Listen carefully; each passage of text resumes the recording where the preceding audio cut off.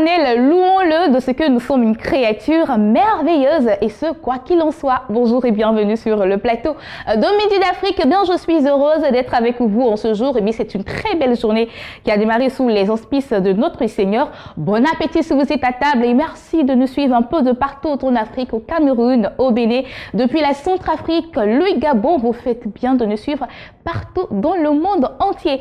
Alors, au menu de ce magazine, aujourd'hui, on sera avec notre consultant, le pasteur Licré. Et bien, physiquement, il ne sera pas là sur notre plateau, mais on va se réciter de l'enseignement qu'il nous a distillé depuis la semaine dernière afin de fortifier davantage notre âme. Et pour finir, on sera avec les invités de la DCM pour leur permettre d'annoncer leurs différents événements. Je vous laisse en très bonne compagnie de ce clip.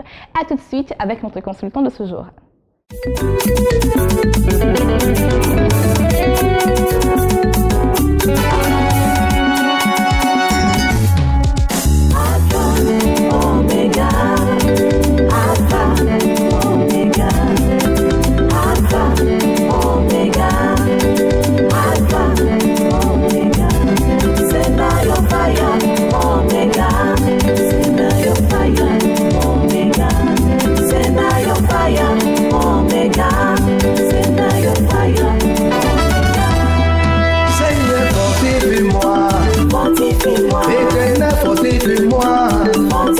Pour la gloire, fortifie-moi. Pour la prière, fortifie-moi. Pour la libération, fortifie-moi. Seigneur, fortifie-moi. Pour la guérison, fortifie-moi. Pour la victoire, fortifie-moi. Charge mon corps, fortifie-moi.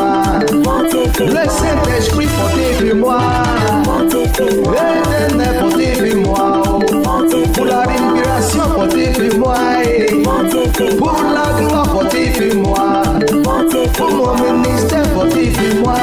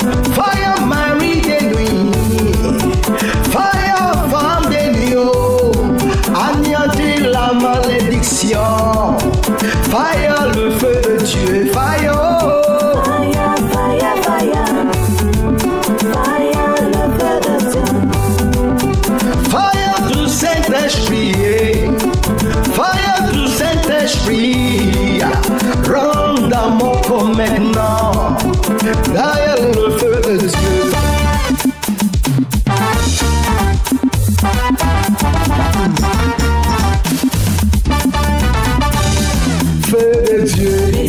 Esprit de Dieu, la main de Dieu, Holy Ghost, fire de Dieu, descend dans mon corps, descend dans ma vie, descend dans mon esprit, détruis les ennemis, détruis les sorciers.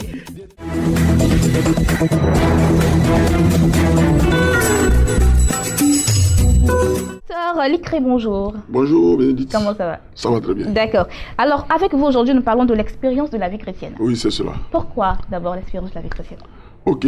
Alors, quand on parle déjà de l'expérience de la vie chrétienne, ça veut dire que le chrétien avait déjà eu une certaine expérience dans le monde. C'est-à-dire, il a vécu d'une certaine façon et il a changé de camp. C'est-à-dire que du monde, il est passé à la vie chrétienne. Donc, en arrivant en Christ, en donnant sa vie à Christ, il ne doit plus vivre de la même manière qu'il vivait auparavant.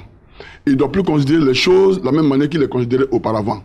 Sa manière de parler, sa manière de voir les choses doit désormais changer parce qu'il est maintenant dans une nouvelle famille, il est dans un autre royaume. Donc, voilà pourquoi nous parlons de l'expérience. C'est-à-dire que là, il est amené à faire une nouvelle expérience.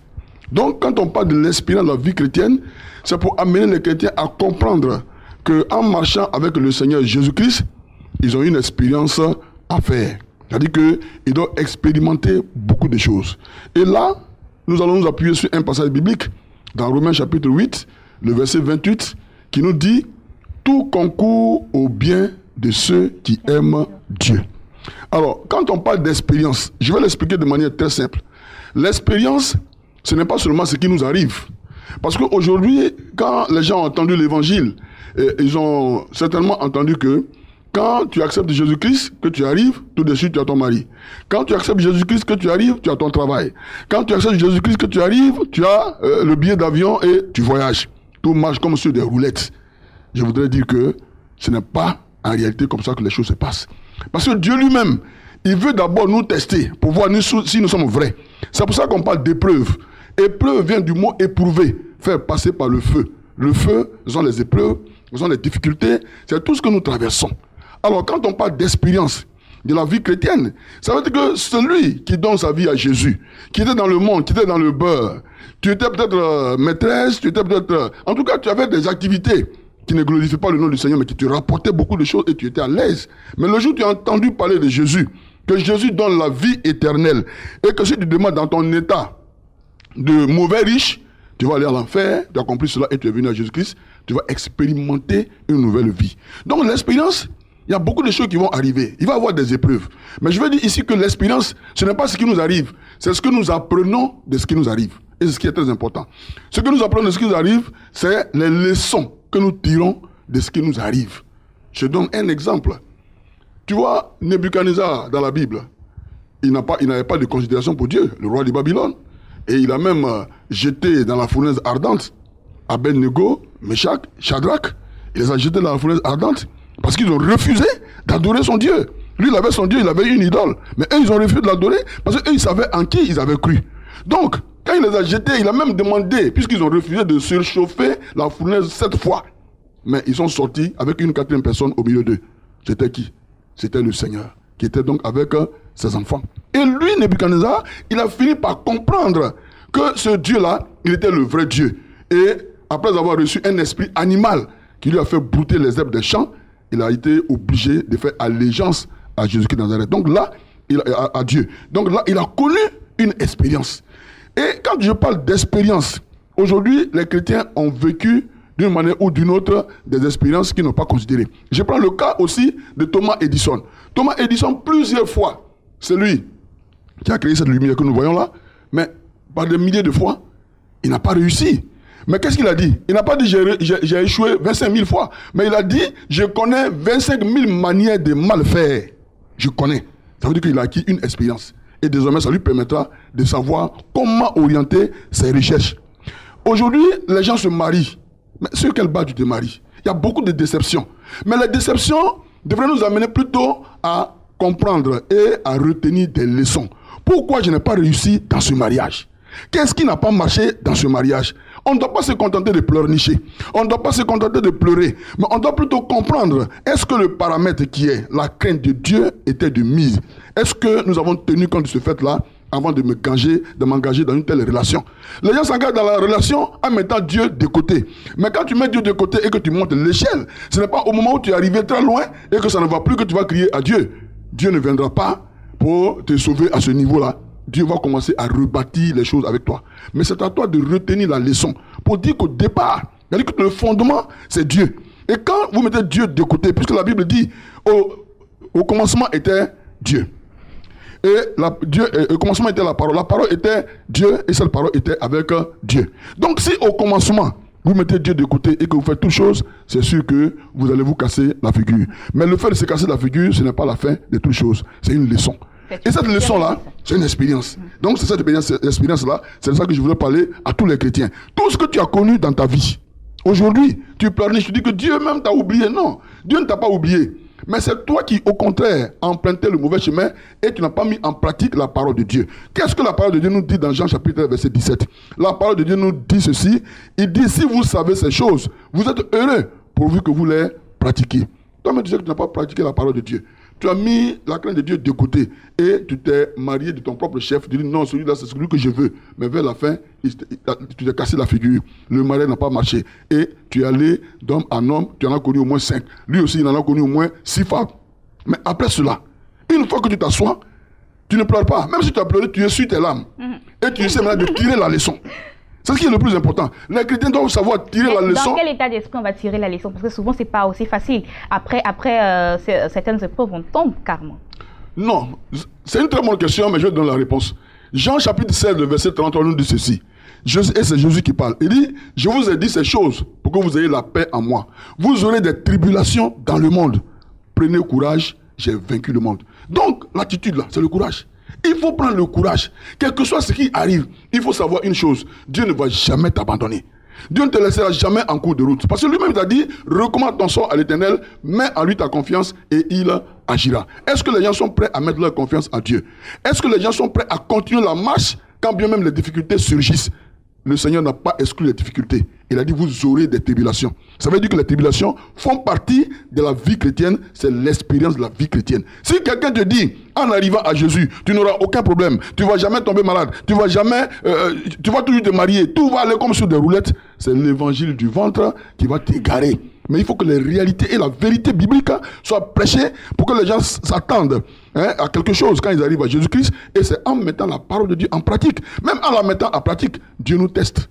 Donc c'est pas en plus forte raison, quand nous la mettons de côté, que nous allons aller comme sur des roulettes. Ok, au sorti de ce que vous dites, est-ce qu'on peut dire que la vie chrétienne n'est pas facile? Parce qu'il y a plusieurs épreuves qu'on doit braver avant d'avoir ce que l'on veut réellement. Bon, la vie chrétienne, dire qu'elle est très facile, ce serait peut-être blaguer un peu certaines personnes, mais en même temps aussi, je dirais qu'elle est facile. Pourquoi?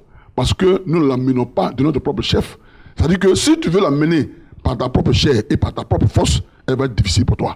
Mais si tu t'abandonnes entre les mains du Seigneur, entre les mains du Saint-Esprit, c'est le Saint-Esprit qui va te rendre capable de pouvoir marcher et aller de l'avant avec le Seigneur. C'est pourquoi Paul pouvait dire dans Galates chapitre 2 verset 20, si je vis, ce n'est plus moi qui vis, c'est Christ qui vit en moi. Donc on doit se laisser abandonner entre les mains du Seigneur pour que le Seigneur nous conduise, de sorte que s'il y a les fleuves, s'il y a tout ce qu'il faut comme obstacle, Dieu puisse véritablement nous soutenir. Amen. Merci beaucoup, pasteur Licré. Vraiment un très bon thème et moi j'ai apprécié vraiment le terme, l'expérience de la vie. Pour finir, on va dire toute chose concourt au bien de ceux qui aiment Dieu. Voilà, et j'ai commencé d'abord l'intro de cette émission avec ce verset. Je ne savais pas que vous aussi vous allez en parler. Voilà, nous avons communiqué en esprit. Voilà, alors toute chose concourt au bien de ceux qui aiment Dieu devant toutes circonstances. Et bien, gardez toujours le sourire car tout va bien. À présent, nous partons avec Espace Annonce. Ce sera tout juste après ce jingle. Espace Annonce, en ce jour, nous sommes avec maman Benabra de la CEP Messi. Et bien avec elle, tout à l'heure, nous allons parler d'une conférence qui aura lieu du 23 au 25 novembre. Bonjour maman. Bonjour. Comment ça va?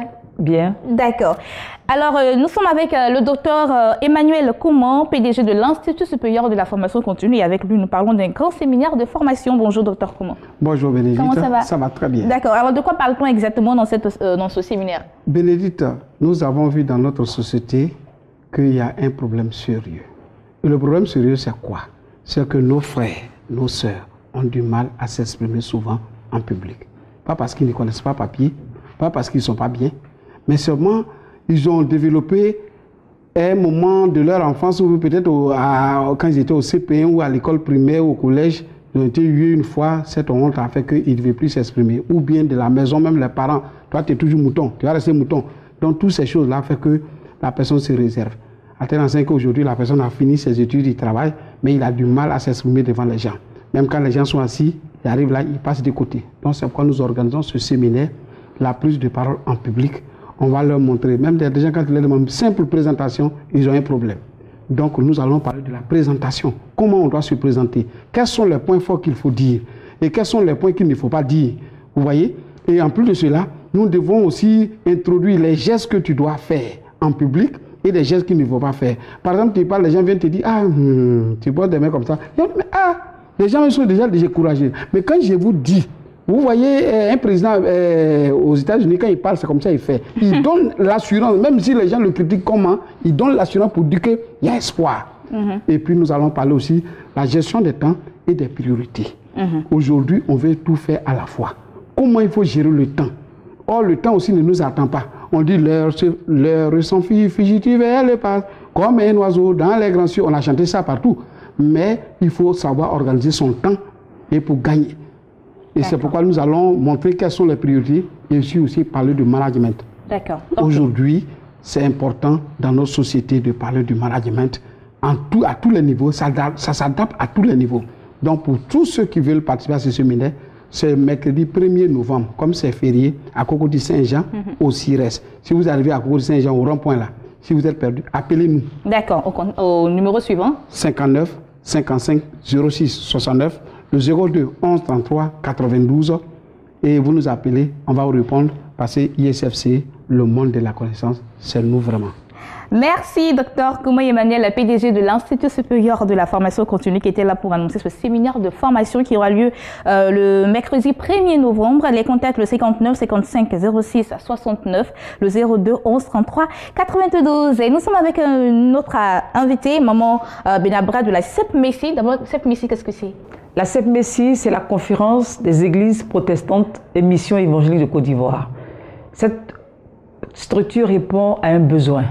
Celui d'être informé, puis bien formé, avec des hommes dignes de confiance dans leur foi, dans leur confession de foi, dans leur profession même de foi, de sorte que nous puissions, nous, fondateurs d'église, nous, leaders d'église, et aussi les fidèles, avoir la connaissance, des connaissances bibliques avec des bonnes doctrines. Parce que nous savons aujourd'hui combien de fois il y a beaucoup de faux dans tout ce que nous entendons. Et cette conférence répond à ce besoin-là. Et elle est dirigée par, elle est présidée du moins par le docteur révérend Dieng Yahi Robert. C'est notre patriarche, c'est notre père. Et tout le monde sait ce qu'il est quant à l'enseignement. Il va venir nous enseigner pendant 3 jours, du 23 au 25 novembre, au siège des églises baptistes Œuvre Mission à Yopougon, sur l'AS, hôtel à Sonvon, pharmacie Nakoko. Cette conférence n'est pas gratuite. Elle est payante, elle est à 5 000 francs seulement. Et elle va se tenir de 8h30 à 18h30. Nous vous invitons, vous tous qui nous entendez maintenant, à venir à cette conférence. Si vous avez envie de savoir ce que c'est, que l'histoire du moins le plan de Dieu dans l'histoire de l'humanité, si vous voulez savoir ce que c'est que le millénium, le dernier jugement, les systèmes de gouvernement humain, cet homme que nous connaissons, ce grand homme, le docteur Dion, viendra traiter tout ça avec nous. Et on aura l'opportunité d'avoir aussi un badge, une chemise, avec tout ce que cela comporte comme enseignement, comme cassette et tout ça. Les 5 000 francs comportent toutes ces choses que je viens de citer. Voilà. Donc, nos contacts, c'est le 08 58 33 95 ou le 07 97 17 77. Que le Seigneur bénisse tout le monde et que tout le monde vienne à cette conférence vraiment. Merci Maman Benabra de la CEP Messi qui était là pour annoncer cette conférence qui aura lieu du 23 au 25 novembre prochain. Les contacts, le 07 97 17 77, le 08 58 33 95. Nous allons partir à présent avec un autre annonceur sur notre plateau. Nous sommes avec Monsieur J.K. Auguste de l'église protestante baptiste Œuvre et Mission internationale de Yopougon, Maroc. Et bien avec lui, nous parlons d'une grande retraite de 72 heures de prière dénommée Ouragan de prière. Bonjour Monsieur J. Bonjour. Comment ça va? Oui, très bien. Soyez le bienvenu sur notre plateau. Merci bien. Alors c'est quoi exactement cette grande retraite de 72 heures? Ok, je salue d'abord tous ceux qui nous suivent présentement. Ouragan de prière, ce sont 12 heures de prière non-stop. Et c'est vrai non-stop, mais il y aura quelques pauses. En fait, c'est un programme que nous organisons chaque 2 mois. Et nous sommes maintenant à notre 6e édition. Nous organisons ça chaque 2 mois où nous rassemblons, n'est-ce pas, toutes les personnes, n'est-ce pas, qui aspirent véritablement à la prière et qui en ont marre des situations têtues qui les oppressent et qui veulent, n'est-ce pas, effectuer un changement. Et donc, ce programme répond, n'est-ce pas, à leur aspiration. Et ce programme aura lieu, n'est-ce pas, à partir de demain, mercredi 1er, n'est-ce pas, novembre, vous savez que nous commençons, n'est-ce pas, un nouveau mois et nous allons très bientôt, n'est-ce pas, finir l'année. Et là, les forces spirituelles sont beaucoup agitées parce qu'ils ont un chronogramme qu'ils doivent effectivement, n'est-ce pas, réaliser. Et en tant qu'enfant de Dieu, il est important pour nous, n'est-ce pas, de se mettre dans les moments de prière pour pouvoir, n'est-ce pas, annuler tous ces programmes. D'où le thème que nous avons, n'est-ce pas, choisi est prier jusqu'à vaincre les programmations et les réclamations maléfiques du diable. Et donc, le programme se tiendra à partir de ce mercredi 1er novembre à partir de 18h00 et nous finissons le samedi matin à 6h. À 6h. Et l'heure sera vraiment respectée. Hein. Oui, l'heure est effectivement respectée. D'accord. Vraiment respectée. À partir de 18h, nous commençons déjà et je vais un peu détailler un peu, de 18h à 3h du matin. Et là, toutes les discussions sont prises pour que les gens puissent, n'est-ce pas, se reposer. Et nous nous reposons à partir de jeudi matin, à partir de 9h, nous reprenons le programme jusqu'à 14h. Et à 14h, il y aura une pause jusqu'à 18h. Et à 18h, nous reprenons encore le même jeudi pour finir à 3h du matin. Encore, il y aura une pause. Et dans la journée du vendredi, ce sera, comme je le dis souvent, cesser le feu. Il y aura une pause. Et nous profiterons effectivement pour faire aussi les entretiens cliniques pour ceux qui, n'est-ce pas, n'arrivent pas à comprendre certaines choses. C'est l'occasion aussi, n'est-ce pas, de les aider. Et à partir de 18h le vendredi, là, c'est 12 heures de prière de 18h jusqu'à 6h. Et cette fois-ci, nous serons, n'est-ce pas, avec l'un de nos pères, le docteur, l'évangéliste Adia Julien, qui présentement est au Mali. Il sera là dès le 1er, n'est-ce pas, ici à Abidjan, pour passer ce programme, n'est-ce pas, pour faire ce programme avec nous. Et donc, nous voulons, n'est-ce pas, inviter toutes les personnes, toutes ces personnes qui, n'est-ce pas, de manière saisonnière, sont influencées, sont oppressées, ou, n'est-ce pas, traversent des difficultés et n'arrivent pas à comprendre certains événements qui leur arrivent. Il faut dire que tous ces événements, il y a un programme spirituel qui est derrière.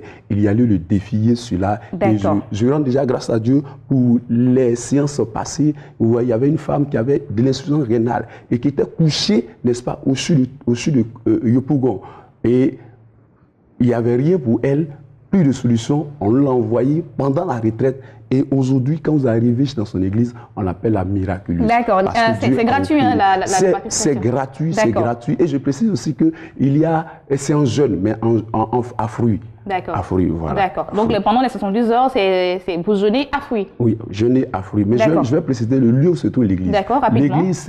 L'église se trouve à Yopougon, Maroc, entre la pharmacie Mati et la station Lubafrique. C'est l'église protestante baptiste œuvre mission de Niangon 1 ou Maroc. Les contacts. Voilà. Le 06 67 11 87 et le 78 51 20 61 51 75 24. D'accord, voilà. Merci, voilà qui est très bien dit. Merci beaucoup, monsieur J.K.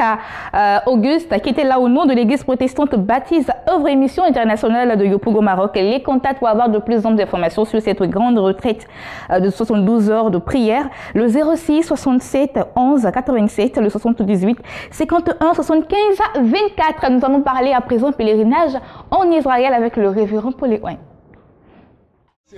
Et marcher dans les pas de notre Seigneur Jésus-Christ. C'est encore possible avec Béni TV. Soyez bénis, vous tous qui me suivez présentement sur cette chaîne de Béni. Si tu me suis, c'est que tu as une grande destinée. Ta destinée est telle que aucune personne ne peut t'arrêter. Mais ce qu'il faut comprendre, nous avons un peuple que Dieu a béni. Dieu s'est choisi ce peuple juif. Dieu a investi dans ce peuple-là sa parole. Israël détient la loi, nous nous détenons l'esprit. Si nous avons l'esprit et nous avons la loi, nous devenons encore puissants. Lorsque nous nous sommes rendus en Israël, nos yeux ont vu, nos mains ont touché. Nous sommes revenus avec véritablement des miracles. Cela est aussi possible pour toi qui me suis. Cela est possible pour ta famille. D'arrêter certaines choses dans ta destinée. D'arrêter certaines choses dans ta vie. Israël, ce n'est pas seulement un pays de rêve. Mais Israël, c'est un pays que Dieu s'est choisi.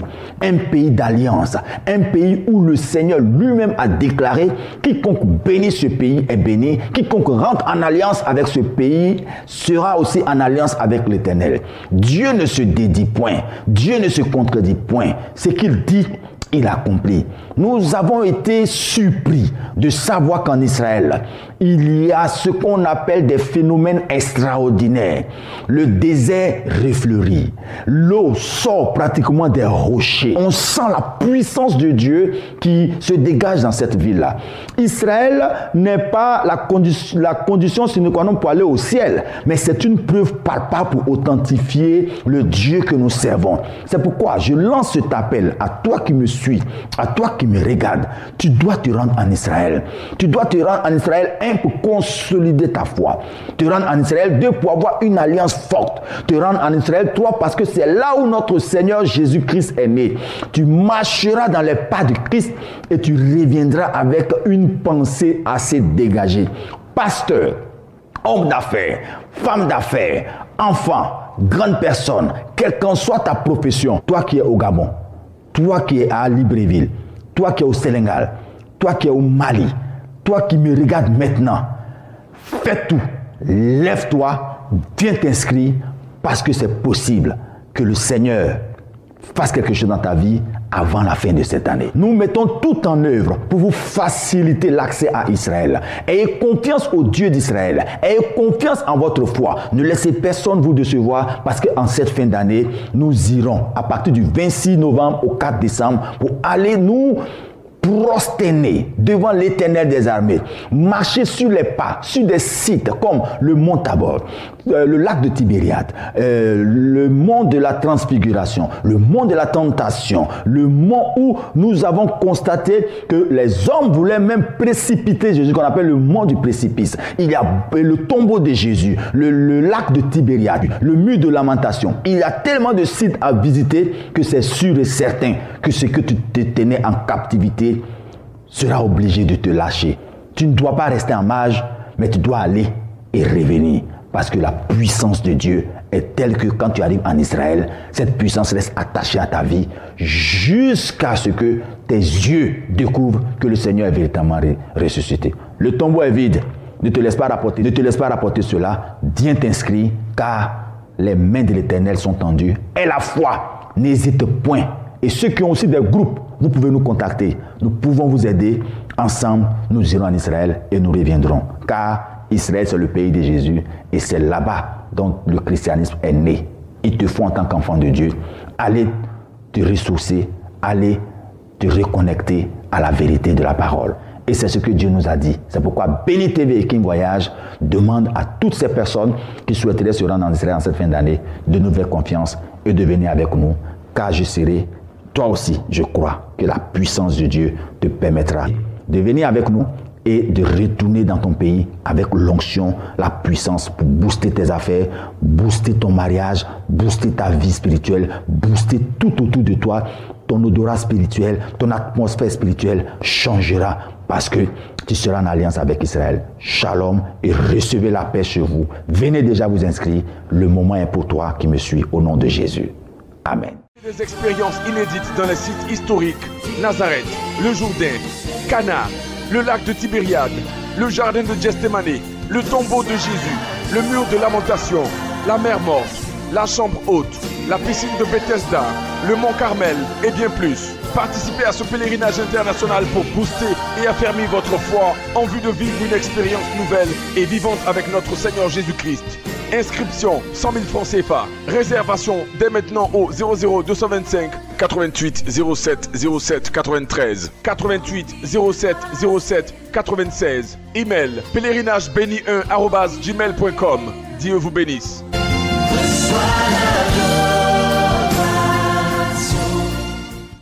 Pèlerinage en Israël, eh bien c'est pour très bientôt. Appelez pour avoir de plus amples informations.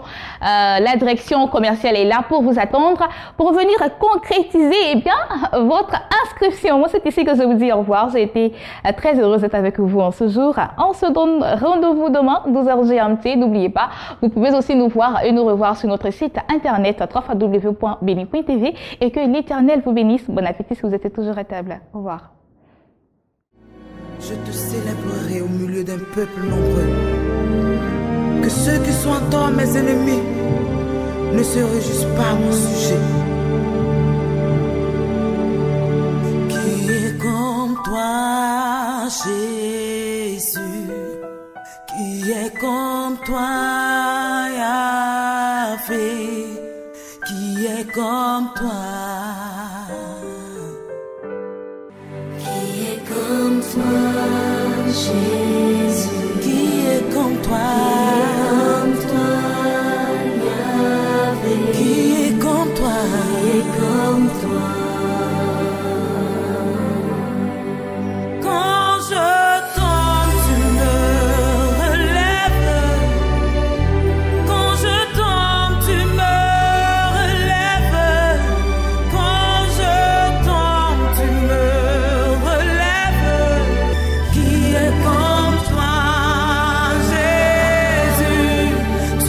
pour crier.